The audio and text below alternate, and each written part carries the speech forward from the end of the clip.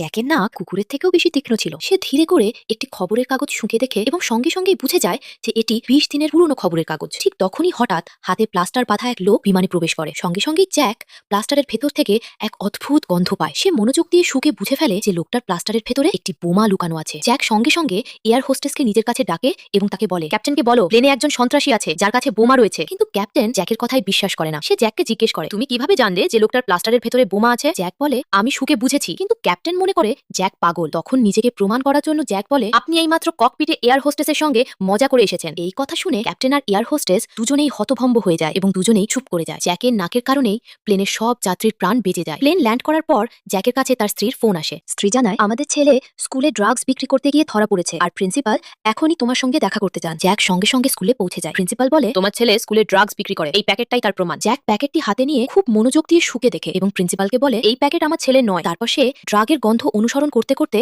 আসলো সরবরাহকারীর কাছে পৌঁছে যায়। সে মাটি থেকে এক ছেলের ব্যাগ তুলে নিয়ে তাকে জিজ্ঞেস করে, এই ব্যাগটা কি তোমার? ছেলেটা কোনো উত্তর দেয় না। জ্যাক যখন ব্যাগটা উল্টে দেয় তখন তার ভেতর থেকে অনেকগুলো ড্রাগসের প্যাকেট বেরিয়ে আসে। তাহলে বলুন তো, শুধু নাকের ক্ষমতা থাকলেই কি একজন মানুষ নায়ক হয়ে উঠতে পারে?